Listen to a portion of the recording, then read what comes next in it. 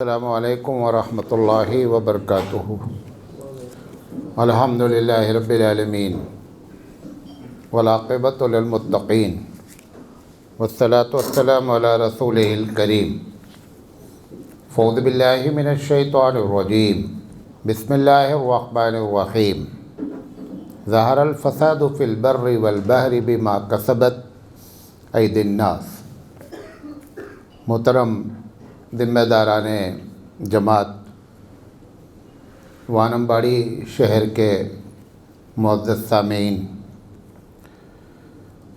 मुझे 40 मिनट का वक्त दिया गया है और जिस टॉपिक पर मुझे बात करनी है कि मुआशरे में बिगाड़ पैदा करने वाले अनासिर क्या हैं और उस मसले का हल क्या है।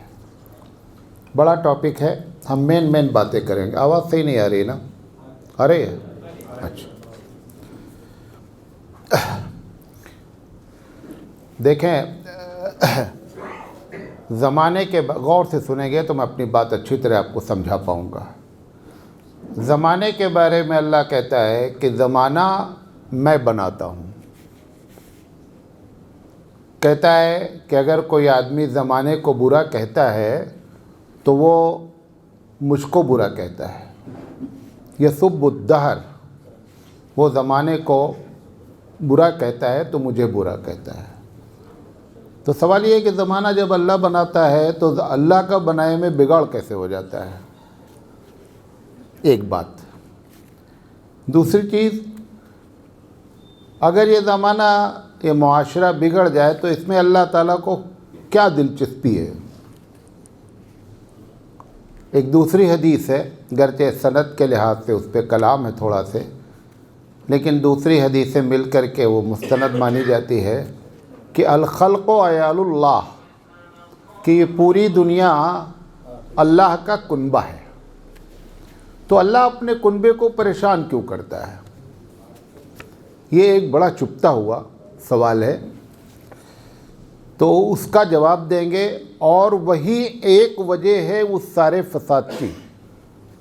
मालूम नहीं कभी इस तरीके से आपने इस मौजू पर सोचा है या नहीं, लेकिन मैं आपको ये बताना चाहता हूँ कि अल्लाह ताला ने इसका जवाब दिया है। अल्लाह ताला की एक पॉलिसी है कि अगर कोई इंसान इस दुनिया में प्रॉब्लम क्रिएट करता है तो वो कहता है कि तुम ही को उस प्रॉब्लम को सॉल्व भी करना है।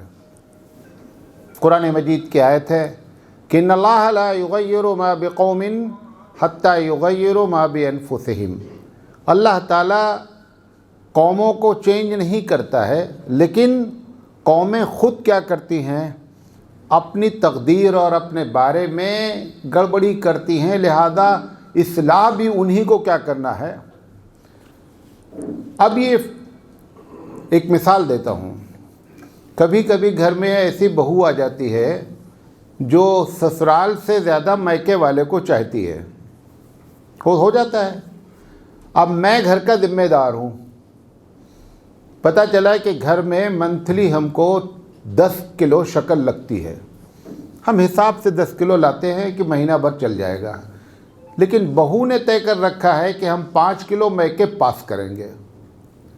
अगर बहू ने ये तय कर रखा है कि 5 किलो हर महीना हम मैके पास करेंगे, तो हम कभी ज़िंदगी में बजट पूरा नहीं कर सकते, क्योंकि घर का एक आदमी ऐसा है जो उस बजट को क्या करना चाह रहा है? फिल करना चाह रहा है। ऐसे ही परवरदिगार आलम इस दुनिया को बहुत अच्छा रखना चाहता है, लेकिन अगर दुनिया वाले उस बहू की तरीके से प्रॉब्लम क्रिएट करते हैं तो ऐसा नहीं कि परवरदिगार आलम कर नहीं सकता, परवरदिगार आलम फिर भी कर सकता है, लेकिन उसकी पॉलिसी ये है कि जब तुमने शरारत की है तो अब तुम ही झेलो इसको। बात बड़ी समझे। अब ये जो फसाद की बात हो रही है कि दुनिया में फसाद बरपा है, मुआशरे में बिगाड़, अल्लाह ताला ने उसका एक जवाब दिया है। बहुत गौर से सुनिएगा, ख़ासकर उलमाए किराम।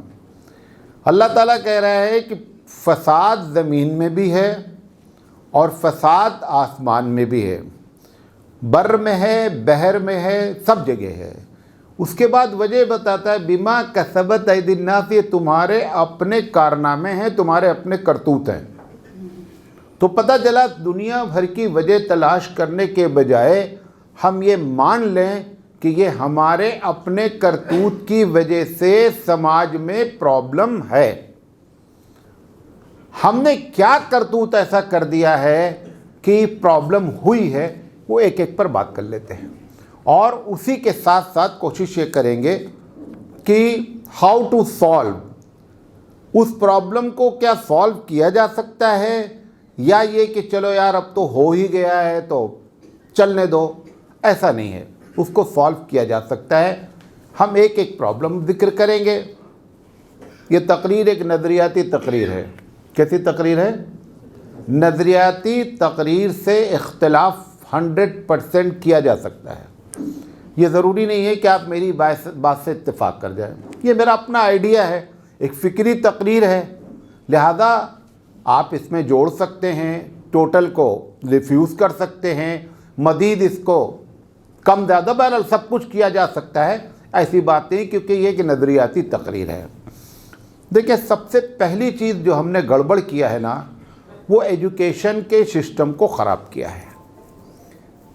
एजुकेशन में सबसे पहली चीज़ तो ये थी कि दोनों को तालीम देना था। किसको? औरत को भी, मर्द को भी। हमने एक ज़माने तक उनको दीन की तालीम से क्या रखा? दूर रखा। आप अपनी वालदा के बारे में सोच लें, जो लोग 40 और 50 क्रॉस कर गए हैं, कि आपकी अम्मी कितना दीनदार थी। एक बड़ा तबका नतीजा निकालेगा कि अम्मी को बेचारे हमारे सीधे से नमाज पढ़ना, कुरान पढ़ना भी अगर आ गया तो बड़ी बात है। तो सवाल ये है कि जब इस्लाम चाहता था कि दोनों को तालीम हो, तलबुल इल्म फरीज़ा अला कुल्ली मुस्लिम, बाद लोगों ने मुस्लिमतिन का लफ्ज़ जोड़ा है, लेकिन यहाँ मुस्लिम जिन्स के तौर पर है। और जब मर्द को जिक्र कर दिया जाता है तो औरतें अपने आप शामिल हो जाती हैं। जैसे या अय्युहल्लज़ीना आमनू कुतिबा अलैकुमुस सियाम, ए ईमान वालो तुम पर रोज़ा फ़र्ज़ किया गया। अब औरत उठ कर के कहे कि हमारा तो नाम ही नहीं लिया अल्लाह ने, तुम्हें लोग रोज़ा रखो, हमसे मतलब नहीं, हमका हमारा नाम नहीं है। ईमान वालियों से नहीं खिताब किया गया पूरे कुरान में कि रोज़ा रखो। लेकिन ये एक अरबी का उसूल है कि बड़े को जिक्र कर दिया जाता है तो छोटा अपने आप क्या होता है, उसके अंदर शामिल हो जाता है। तो जब अल्लाह के रसूल ने दोनों को तालीम, और ये जो एक तालीम वो है जो असली तालीम है, हम उस पर बात अभी नहीं करना चाह रहे हैं, उसके क्या नुकसानात हैं, क्या हुए, वो अलग बात करेंगे। सबसे पहले जिस चीज़ ने बिगाड़ पैदा किया है वो है कि हमने एक को तालीम दी और दूसरे को तालीम से रोका। मिसाल के तौर पर जुमा का खुतबा होता है, तकरीबन हर मस्जिद में होता है। मैं नहीं समझता हूँ कि वानमबाड़ी में ऐसी 50% मस्जिदें हों कि जिसमें औरतों को भी तकरीर सुनने का मौका दिया जाए जुमा में। तो आपने उनको वहाँ से क्या किया, किनारे कर दिया, मस्जिद में नहीं आ सकती हैं। अच्छा, 5 वक्त नमाज में नहीं आ सकती हैं, उससे भी ख़त्म हुई। हम रमज़ान में बहुत से प्रोग्राम करते हैं, उसमें नहीं आ सकती। अब सवाल ये है कि उनको दीन कहाँ से मालूम हो? वो जो दीन नहीं जान सकी, मैं लफ्ज़ बद्दीन नहीं इस्तेमाल कर रहा हूँ, मैं एक लफ्ज़ सोच समझ कर बोल रहा हूँ।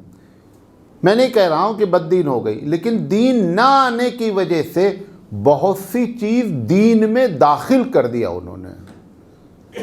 अभी देखिए, मैंने एक किताब लिखी है अवाम और उसकी गलतफहमियाँ।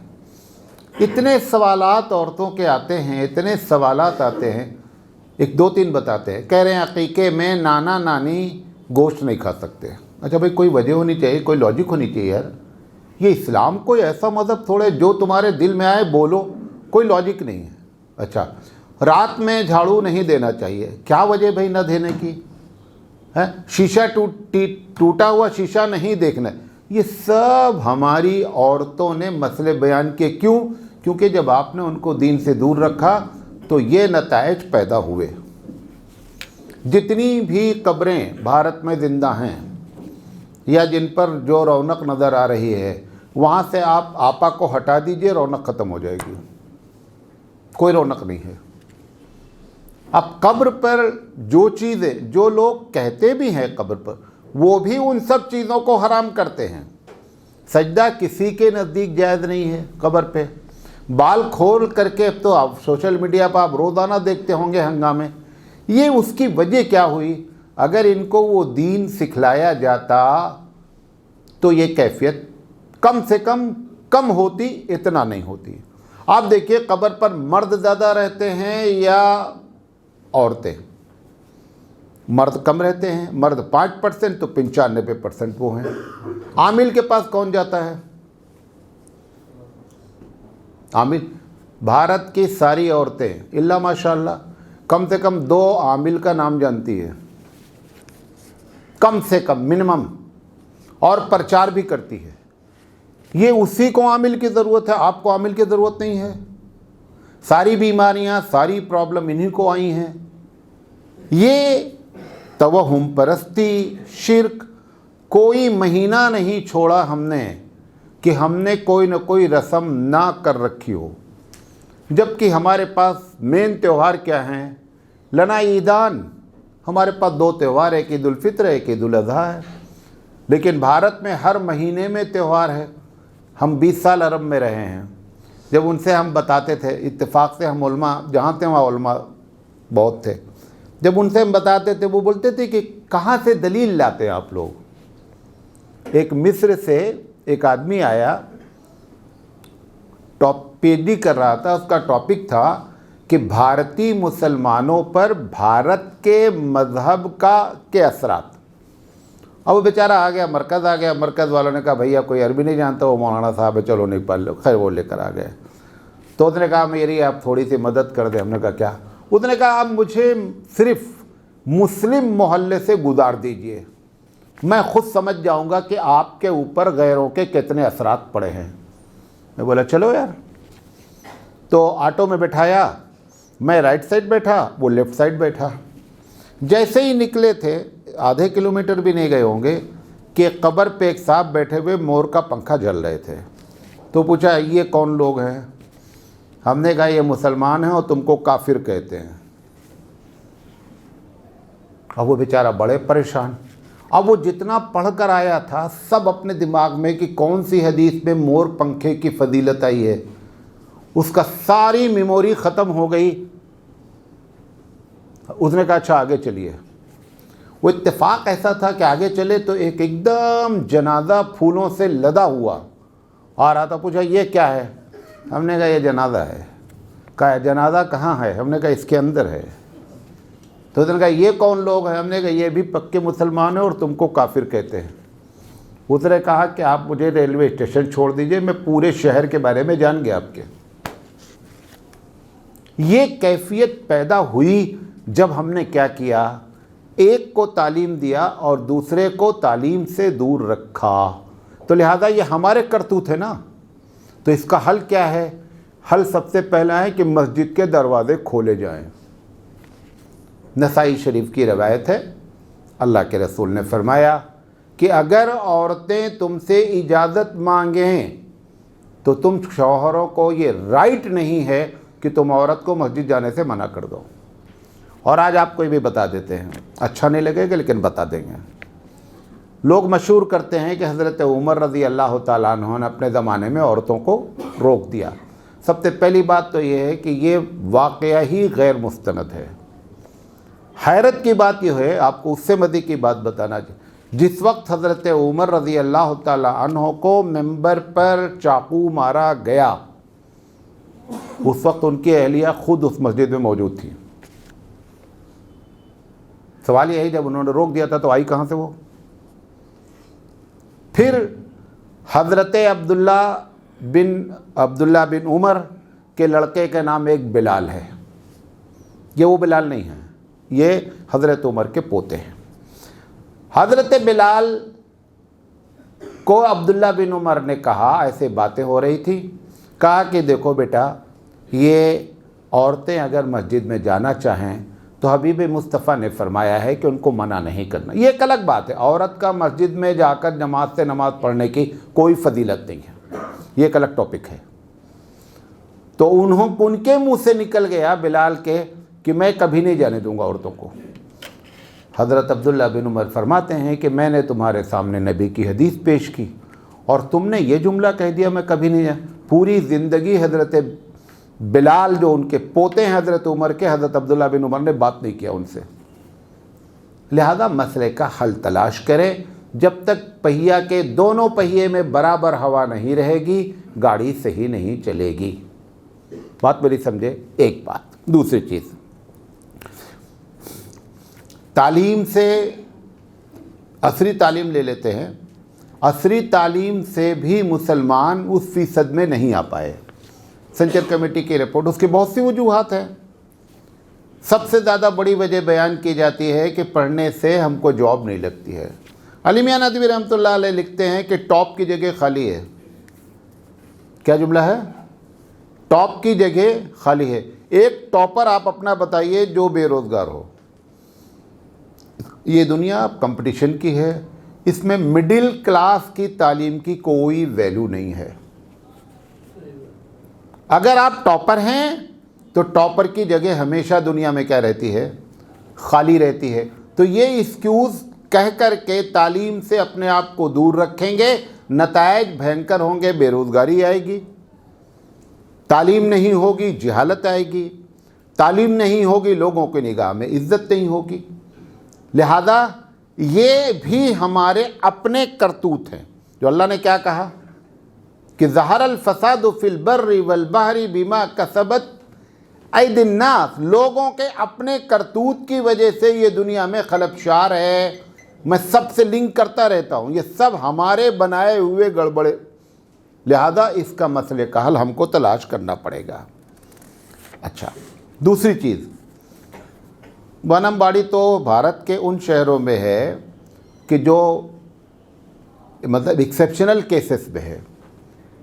किस माने में कि आपकी अपनी तंजीम है, आपके पास अपना कॉलेज है, अपने लड़कियों का अलग है, जैसे भटकल वालों ने कर रखा है। यहाँ कुछ शहर गुजरात के हैं, वरना पूरा भारत के मुसलमानों में इस बात का शऊर ही नहीं है कि सारे नुकसान जितने हो रहे हैं सब को एजुकेशन के हो रहे हैं। अच्छा, आप भी अगर कर ले गए हैं तो कहाँ तक कर ले गए हैं? पीयूसी तक। सबसे ज़्यादा शरारत डिग्री में होती है, वहाँ दोनों को इकट्ठा कर दिया गया। तो जितना आपने एलकेजी से लेकर के पीयूसी सेकेंड ईयर तक हिफाजत किया था, वहाँ पे ला करके क्या कर दिया? जब इकट्ठा कर दिया, सारी आपकी मेहनतें क्या हो गई? बेकार हो गई। होना क्या चाहिए था कि को एजुकेशन को तस्लीम मुसलमान कभी नहीं करता। प्रोफेशनल कोर्सेज तक, degree college, medical college, engineering college, सब में हम आधी रोटी खाते, लेकिन अपनी तालीम को सेपरेट करके मामले को हल करते, तब मसला हल हो पाता। हम बहुत अगर किए, जैसे मैंने कहा कि पीयूसी तक आप आ गए और उसके बाद क्या हो गया? बकिया जगह पे क्या है मालूम आपको? 7वीं तक हमारे यहाँ लड़की लड़का सब अलग पढ़ते। कब तक भाई? 7वीं तक। अच्छा, 7वीं तक अगर इकट्ठा भी कर देते तो कम प्रॉब्लम थी। प्रॉब्लम तो 7वीं के बाद 9 से शुरू होने वाली है। जहाँ प्रॉब्लम शुरू होने वाली थी वहाँ आपने क्या कर दिया? दोनों को मिला दिया। और देखें, इस्लामिक पॉलिसी ये है, प्रॉब्लम को पैदा होने से पहले सॉल्व करना। पैदा हो गई, अब हम कानून बनाएंगे नहीं, ऐसा माहौल पैदा करें कि कानून उसके ऊपर चले ही नहीं, बेचारे के ऊपर। आप देखें, एक पेट्रोल पंप वाला लिखता है कि साहब नो स्मोकिंग। ऐसा नहीं है कि हम लाइटर लगाएंगे और भग से पेट्रोल पंप में आग लग जाएगी। ये प्रिकॉशन लिया गया है, ये एहतियाती पहलू है। ऐसे ही इस्लामिक पॉलिसी क्या है? एहतियाती पहलू अख्तियार करना। जहाँ पर एहतियात करना चाहिए था वहाँ पर क्या कर दिया गया? गड़बड़ कर दिया गया। अब आप कह रहे हैं कि नहीं, हमारा नज़्म बहुत टाइट है, हमारे पास जो है कानून, कुछ भी नहीं करेंगे। ये तरीका ही नहीं होता है कि आग वहाँ जलाई जाए, पेट्रोल यहाँ रखा जाए, बीच में फायर ब्रिगेड कर दिया जाए, देखें आग कैसे लगती है। ये थोड़ा तरीका है आग को कंट्रोल करने का। आग के कंट्रोल करने का तरीका था कि जहां पेट्रोल थी वहां आग लाई ना जाती, तब आग कंट्रोल होगी। ये गलत तरीका है। हमारे नबी ने क्या फरमाया, कुरान ने क्या फरमाया? कुरान ने फरमाया ला तक़रबू ज़िना, ज़िना के करीब ना जाओ। कितने खतरनाक खतरनाक कानून बन रहे ज़िना के हैं। दीदी ने बना दिया कि साहब सजाए मौत, ये तो आखिरी हो गया ना। ये बताओ भैया ज़िना कहाँ से शुरू होता, उसके बारे में तुम्हारी क्या राय है? आप अपने कॉलेज में कपड़े का कोड ड्रेस सही कर लें, अपने ऑफिस में जहाँ पे औरतों को हो वहाँ पे मर्दों को ना रखें, दोनों को अलग अलग रखें, उनके भी दोनों कोड ड्रेस होना चाहिए। कुछ भी नहीं है, सजाए मौत का ऐलान है। ये क्या क्या तरीका है? ये वही है कि फायर ब्रिगेड हमने रख दिया, देखें आग कैसे लगती है, आग पे कंट्रोल नहीं किया जा सकता है। लिहाजा ये जो को एजुकेशन सिस्टम आया, इसने सबसे ज़्यादा बर्बादी की हमारे पूरे समाज की। अब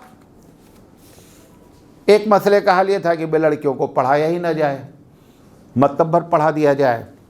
अगर ये बोलोगे तो सरकार भी तुम्हारे खिलाफ और जो हाईली एजुकेटेड लोग हैं वो भी तुम्हारे खिलाफ। मैं कहना चाहता हूँ, हम एक जगह गए कदरी अनंतपुर में, हमारे एक दोस्त रहते हैं, तो उन्होंने उन्वान रखा कि औरतों की बेहयाई पर मौलाना साहब तकरीर कीजिए। तो मैंने कहा कि वो औरतें कहाँ हैं? कहा वो औरतें नहीं हैं। तो हमने कहा यार ऐसी तकरीर तुमने रखा है, उन्हीं टॉपिक से औरतों को बुलाया ही नहीं है प्रोग्राम में। तो मगरिब का वक्त हो रहा, तो मैंने कहा ऐसा कर लेते हैं ना, औरतों की बेहयाई में मर्दों का किरदार, औरतों की बेहयाई में मर्दों का किरदार, ये तकरीर कर लेते। उन्होंने कहा चलो ठीक है। अब देखिए, ये जो हम रोना रो रहे हैं, अगर मैं तमाम अपने नौजवानों से बोलना चाहता हूँ, अगर हमारा नौजवान जो अभी शादी नहीं किया है वो ये नज़रिया रख ले कि मुझे दीनदार लड़की चाहिए, तो वो लड़की जो धक्का खाती है, लोग टीसिंग करते हैं, लोग छेड़ते हैं, बसों में जाती है, सारी प्रॉब्लम करती है, वो तुम्हारी वजह से कर रही है। अगर तुम ये नज़रिया रख लेते कि मुझे हाईली क्वालिफाइड नहीं चाहिए, तो वो हाईली क्वालिफाइड के बजाय दीनदार हो जाती और काफ़ी हो जाता। नंबर 1, मैं उनको नहीं बोलूँगा, किनको, आपा को नहीं बोलूँगा। यहाँ मर्द लोग कह रहे हैं जॉब वाली चाहिए। क्यों? पहले तो क्या था, एक मरतबा जहेज आ जाता था तो एक मरतबा आ जाता तो ख़त्म हो जाता था। आज जा कर के घर देख लीजिएगा, जिसकी शादी 20 साल हो गई, जहेज का कोई सामान उस बीवी के अलावा बचा नहीं होगा। ऐसा बर्बाद होता वो कि वो कभी भी, आप जाकर आज नोट कर लीजिएगा कि जहेज वाले सामान बचे क्या हैं। ये जो मंथली जहेज का चक्कर चलाया हमारे नौजवानों ने कि जॉब वाली लड़की करेंगे, अब बेचारी को मजबूर हो करके चाहे को एजुकेशन में जाए, चाहे जैसे जाए, क्योंकि उसको शादी का रिश्ता ही नहीं आएगा। ऐसे नौजवान तैयार हो गए हैं जो हाईली क्वालिफाइड और जॉब वाली लड़की चाहिए। तो गलती किसकी हुई? गलती हमारी हुई। किसके खिलाफ तकरीर की जा रही है कि औरतें बहुत बेहया है? भाई साहब, औरतें कतई बेहया नहीं, मैं आपको बता रहा हूँ। अच्छा, एक औरत गलत कपड़ा पहनती है तो बाजार से पहनकर घर में आती है या घर से पहन के बाजार जाती है? घर से ना। तो घर से पहन के आती है तो अब्बा ने नहीं देखा, भैया ने नहीं देखा, शौहर ने नहीं देखा। हमें अगर बाजार से घर आती तो बात ठीक थी कि वहाँ खरीदी, गलत कपड़ा पहन कर आ गई, मैं क्या करूँ? तुम्हारे आंखों के सामने से पहन के गुजरी और आपने शांति का टैबलेट खाए रखा, तभी तो वो बर्बाद हुई ना। एक आज भी आपका हमारा समाज इतना बुरा नहीं है, अगर बाप एक मर्तबा लड़की से कह दे कि ये तेरा कपड़ा शरई लिहाज से सही नहीं है बेटा, उसकी हिम्मत नहीं है दोबारा कि तुम्हारे सामने वो कपड़ा पहने। आज भी शुक्र अदा करें आप कि भी आपका समाज इतना बिगड़ा नहीं है। सबसे पहले बाप की आंख पे पर्दा पड़ता है। हमेशा गालियां लड़कियों को दी जाती हैं और गलती होती है मर्दों की। लिहाजा ये जो को एजुकेशन को कंट्रोल करने के लिए 2 तरीके हैं। मर्द अपने नज़रिए को सही कर लें, नौजवान लोग। नंबर 2, जो पैसे वाले लोग हैं प्लॉट पे प्लॉट बनाने के बजाय अपनी कौम के लिए प्लॉट बनाने की फ़िक्र करें और जन्नत में उसका बदला लें।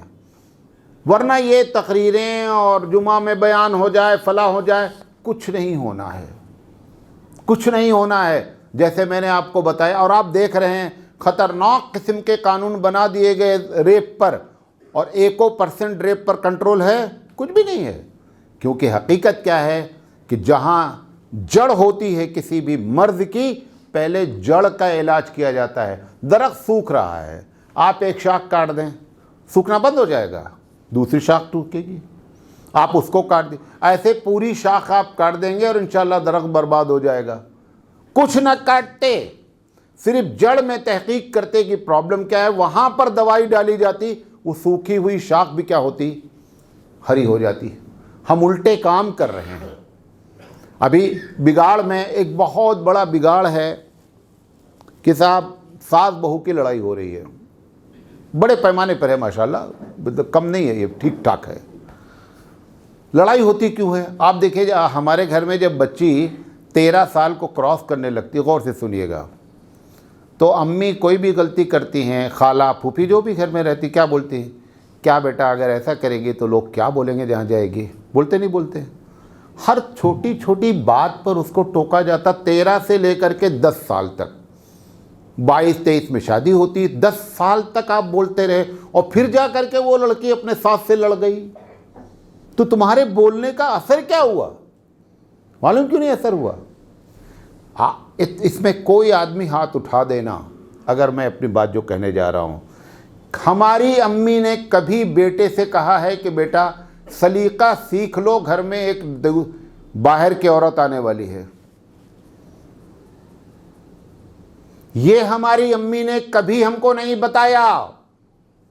कि बेटों को बताया जाता कि बेटा घर में एक मेहमान आने वाली है, उसके साथ रहने का सलीका सीख लो, कभी नहीं बताया गया। हमेशा उल्टी तरबियत की गई। मैंने कह रहा हूं करना चाहिए, लेकिन अगर ये बात बेटे को बताई गई होती तो ये प्रॉब्लम ही नहीं होती।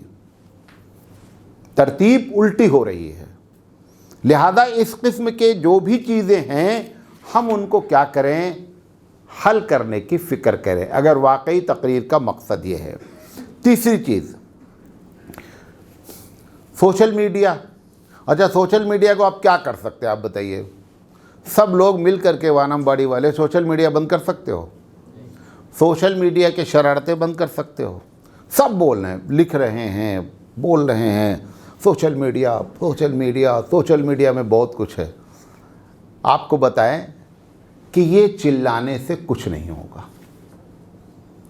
मसले का हल क्या? अच्छा, वो तुम्हारे कहने से बेहुदा बातें डालना बंद कर देंगे, और तुम इतने दिन से पहले टीवी के बारे में, टीवी है, फलां है, धमाका है, अरे इतने ज़्यादा मज़ामीन और इतनी ज़्यादा तकरीरें टीवी के बारे में की गई, लेकिन टीवी कभी उसका प्रोडक्शन कम नहीं हुआ कि साहब मुसलमानों ने टीवी का बाइकाट कर दिया है, लिहाजा टीवी का प्रोडक्शन कम हो गया, चलो रेट। कुछ भी नहीं कम हुआ। वजह क्या है? देखें, मुसलमानों ने आज तक भारत के खासकर कोई भी बुराई को रोकने के साथ उसका अल्टरनेट पेश नहीं कर पाए। ये बच्चा है छोटा, चश्मा उठाता है, कह रहे हैं कि चश्मा हमारा बच जाए। अब दो शक्ल है, एक ये है एक छोटा बच्चा है, चश्मा खींच करके जेब में रख लें, और हम चाह रहे हैं बच्चा रोए भी नहीं और हमारा चश्मा भी बच जाए। उस मसले का हल ये होता है कि प्लास्टिक की घड़ी दे दी जाए, वो उसमें बिजी हो जाएगा, आपका चश्मा भी बच जाएगा, रोने से भी बच जाएगा। आपने उसका बदल तलाश किया ना। आप ये सोशल मीडिया के खिलाफ जितनी बातें कर रहे हैं, उसका बदल आपके पास मौजूद नहीं है। बदल के लिए पूरी टीम चाहिए थी। क्यों? क्योंकि अभी तो हम इस दौर से गुजर रहे हैं कि वीडियो कैमरा जायज़ है कि ना जाए, तो सोशल मीडिया पे काम कैसे करेंगे? अभी तो ये मामला चल रहा है कि वीडियोग्राफी करना जायज़ है या नाजायज़। जिस कौम में अभी ये बहस हो, दुनिया कहाँ चली गई हो, उस कौम को इस बात की फिक्र हो कि सोशल मीडिया को हम कंट्रोल कर लेंगे, हम बेवकूफ़ी की बातें कर रहे हैं। कतई नहीं कर सकते। 1980 तक, बल्कि 1984 तक लाउड स्पीकर से अजान बड़े मदारिस में देना अलाउड नहीं था। नमाज पढ़ना माइक से अलाउड नहीं था। 1984 माइक उसके 50 साल पहले ईजाद हो चुका था। और पहले सैयद सुलेमान नदवी रहमतुल्लाह अलैह ने अपने ज़माने में उसके लिए मुकब्बिरतुस सौत का लफ्ज़ इस्तेमाल किया है। उतना पहले होने वाला मुसलमानों के हम लोग जो ज़िम्मेदार थे, वो इतना पीछे, इतनी बैकवर्ड कौम के लिए इस किस्म के दावे करना कि साहब सोशल मीडिया में ये हो रहा है, फलां हो रहा है, आपके चिल्लाने से कुछ नहीं होगा। आप इसका बदल क्या तलाश कर सकते हैं, ये आइडिया दीजिए। अगर बदल तलाश कर सकते हैं तब मामले को क्या किया जा सकता है, हल किया जा सकता है। और ऐसी बात नहीं है, बहुत से मुल्कों ने इसका बदल बताया है, बदल उसका मौजूद है, लेकिन तुम्हारे यहाँ वीडियो जायज़ नहीं है ना, तो कैसे देखोगे बदल उसका। तो बैठ कर के कम से कम आने वाली नस्लों को ऐसा पैगाम दें कि साहब ये हमको गालियां नहीं दें। जब ये सुनेंगे कि आज के बाद वाले बच्चे कि साहब बड़े बड़े इदारों में माइक से अजान नहीं होती थी कि माइक नाजायज़ था, हंसेंगे कि नहीं हंसेंगे? ऐसे इन बातों पर भी आपके हंसेंगे। तो सोशल मीडिया भी किसका बनाया हुआ है? वो भी हमारा बनाया है। जो अल्लाह ताला ने सिर्फ एक बात कही, क्या बात कही? कि इस दुनिया में जो कुछ भी फसाद हो रहा है, उस फसाद की वजह क्या है? तुम्हारे अपने करतूत है। ये सब हमने। अच्छा, दूसरी बात क्या है? शैतान का एक शेड्यूल है। अच्छा, आप अपने शेड्यूल पर चलना चाहते हैं, वो अपने शेड्यूल पर नहीं चलना चाहता है, वो भी अपने शेड्यूल पे चल रहा है।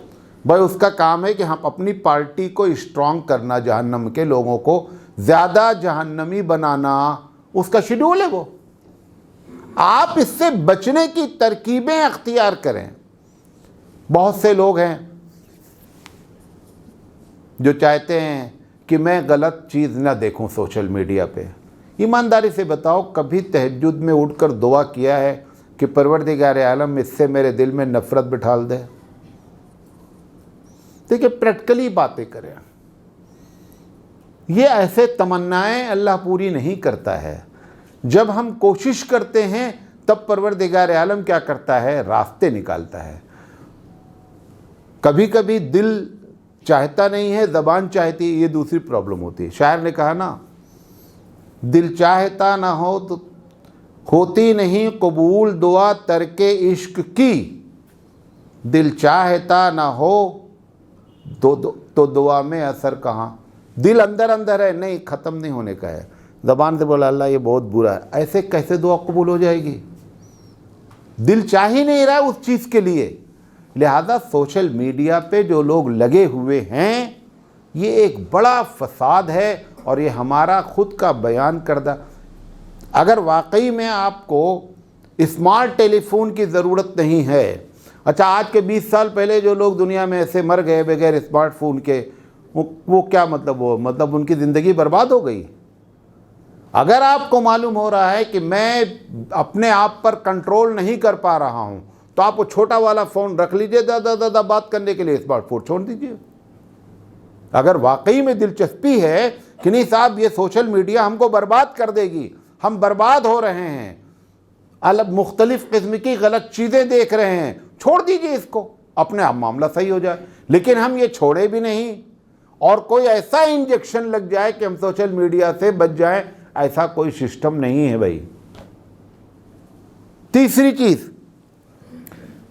ये जो सोशल मीडिया ने नफ़रत का माहौल पैदा किया, ये भी एक बड़ा मसला है। ये भी इंसानों ने ही बनाया है। आप उसमें नफ़रत के माहौल को कैसे कम कर सकते हैं? ये मस्जिद है, इसके बगल में गली है, रास्ता है ना, बेंगलोर में ऐसे 20 मस्जिदें एक्सटेंशन एरिया में बनाई गई और वहाँ पर उनको मालूम है कि गली है, छोटे रास्ते हैं, ये सोचकर मस्जिद नीचे, पुरानी मस्जिद की बात नहीं कर रहा हूँ मैं, नई की मस्जिद की बात कर रहा हूँ, बड़े बड़े शहरों में, कि उसके नीचे पार्किंग बनाई जाती ताकि मोटरसाइकिल से, अब तो अगर 10 कदम भी होता है तो भी बच्चे किस चीज़ से आते हैं, मोटरसाइकिल से नमाज़ पढ़ने। मोटरसाइकिल की पार्किंग नहीं बनाई गई, गली में वो पार्किंग इस तरीके का कर देते हैं कि पूरा रास्ता जाम हो जाता है। 5 टाइम जिस कौम को तुम डेली सता रहे हो उसके दिल में नफ़रत नहीं आएगी तो मोहब्बत कैसे आ सकती है? उसके दिल में इरिटेट नहीं करना चाहिए किसी को, इरिटेट समझते हैं, लगातार किसी को आप इरिटेट करें, परेशान करें तो एक दिन उसका लावा फूटता है। अब वो कभी वक्त की तलाश होती है, कभी उसमें कोई तेल डालने वाला मिल जाता है, अब बर्निंग हो जाती है, तब हम चिल्लाना शुरू करते हैं कि साहब मामला गड़बड़ हो गया। एक दूसरी मिसाल देता हूं, बहुत कम लोग जानते हैं कि शहर में खुले तौर पर कहीं भी सुअर का गोश्त नहीं बिकता।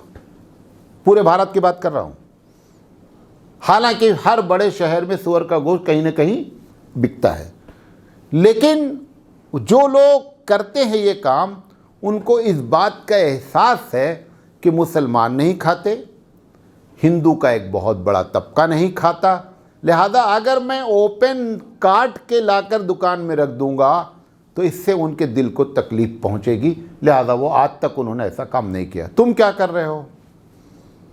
एक आदमी गाय से आस्था रखता है, हैं?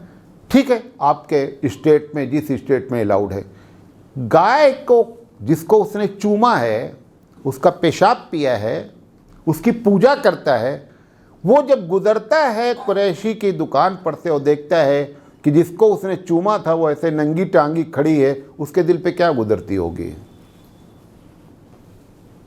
कितनी नफरत उसके दिल में आती होगी कि क्या मैं कर दूं। ये लगातार करने की वजह से क्या हुआ कि जिसने इसमें नफरत का तेल डाला वो कामयाब हो गया। लेकिन ये एक दिन में नहीं हुआ है, लगातार ये काम हम करते रहे, लगातार ये काम करते रहे। रमज़ान आया है, आपके यहाँ तो 60-70% मुसलमान हैं, जहाँ पे मुसलमान 5% हैं। रात के 2 बजे से रमज़ान में माइक ऑन कर दिया गया। किसको जगा रहे हो भैया? ये जो पहले ऐलान किया जाता था, मुअज्जिन साहब 5 मिनट बाकी है, उड़ जाओ सहरी का, किसी के घर में घड़ी नहीं हो। मेरे बचपन में मेरे पास घड़ी नहीं थी, इस वजह से वो ऐलान रखा गया। हर घर में 5-5 मोबाइल हैं, घड़ी अपनी जगह। अब ऐलान करने की क्या ज़रूरत है मुअज्जिन साहब को? पूरे मोहल्ले वाले को रोज़ा नहीं रखना है भाई। ये लगातार करने की वजह से गैरों के दिलों में नफरत हमने पैदा की। हम ही को इसका हल करना पड़ेगा। हम इसको बंद करें। क्या कर सकते हैं आप, वो करें। अच्छा, माइक जुमा की तकरीर सुनाने की क्या ज़रूरत मोहल्ले वालों को? जब वो यहाँ नहीं आया है मस्जिद में, ऐसे शख्स को तकरीर सुनाने की ज़रूरत क्या है? क्या ज़रूरत है उसको तकरीर सुनाने की? लेकिन जब तक पूरे मोहल्ले वाले न जान जाएं, और कोई नहीं सुनता, आप कोई भी बता दे, कोई नहीं सुनता, ये सब हमारा लोगों को तकलीफ देना है। लिहाजा ये बुनियादी बातें हैं कि जिसकी वजह से ज़हरल फसाद फिल बर्रि वल बहरी बिमा कसबत ऐदिन नास, ये हमारे अपने कारनामे हैं जिसकी वजह से इस दुनिया में फसाद बरपा है। हम ही को बोल्ड स्टेप लेकर के इस पर कंट्रोल करना पड़ेगा, तब मामला बनेगा। ये बातें आपके सामने रखना चाहते थे। अल्लाह ताला से दुआ है कि अल्लाह ताला कहने से ज़्यादा अमल करने की तौफीक अता फरमाए। वाखिर दावाना अनिल हम्दुलिल्लाहि रब्बिल आलमीन।